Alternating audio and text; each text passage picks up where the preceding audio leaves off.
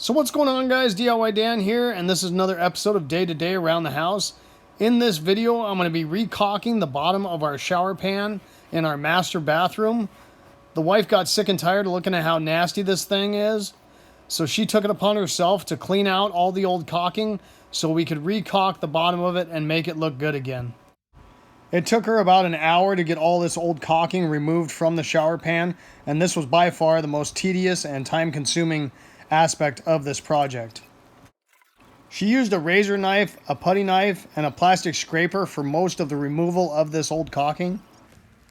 So if you do try and use a razor like we did, I do recommend doing a small section and making sure that you're not scarring your shower pan. Our shower pan was made of a pretty hard material, so the razor had no effect on it. But some shower pans might be made of a softer plastic and might be easily damaged. I had her use a multi-purpose cleaner to clean off all the edges, but what I should have had her do is do that and then use some rubbing alcohol to make sure the surface was completely dry and free of any film that may inhibit the caulking from adhering to the shower pan.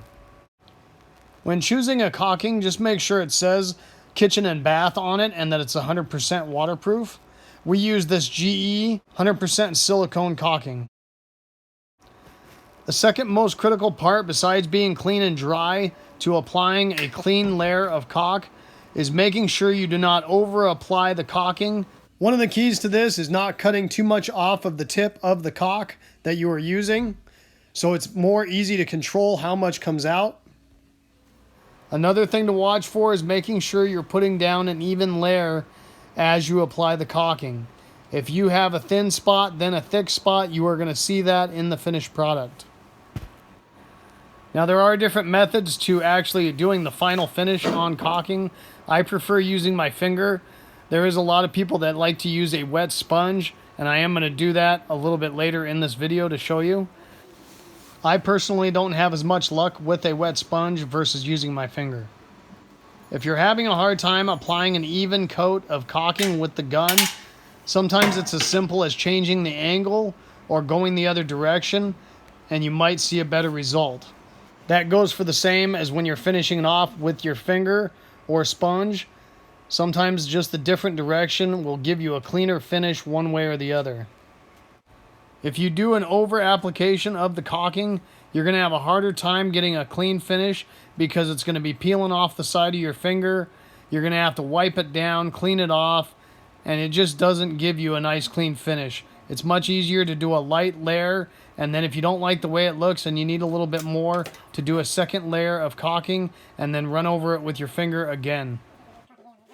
Now, right in this corner, I did struggle quite a bit with getting it smoothed out because it kept peeling away at the corner, and that was because I think there was a little bit of residual film from the cleaner we used because I did not have her use that alcohol to finish it off and make sure it was completely dry. One thing you want to make sure you don't do is cover up the weep holes. These holes allow any moisture that gets by there to dissipate, and if you caulk them in and moisture gets trapped behind there, you will create mildew. So we had a little piece on the bathtub as well that needed to be caulked in, so I figured I'd give you a close-up view of it. So right here, I'm just taking a razor knife and scraping some of the old caulking out of there. Once getting that done, I used alcohol and a paper towel to clean off and dry off the area so I could apply the new caulking. I laid a thin bead of caulking, then used my finger to go over it. Now, as I said, it's easier to go over if you don't get quite enough than adding too much. So right here, I just added a little bit more to the areas that needed it to give a nice finished, clean look. And that's going to wrap it up, guys. Hopefully this video gave you guys some good information and it helped you out. If so, make sure you hit that like button and subscribe to my channel if you haven't already. I'd really appreciate it.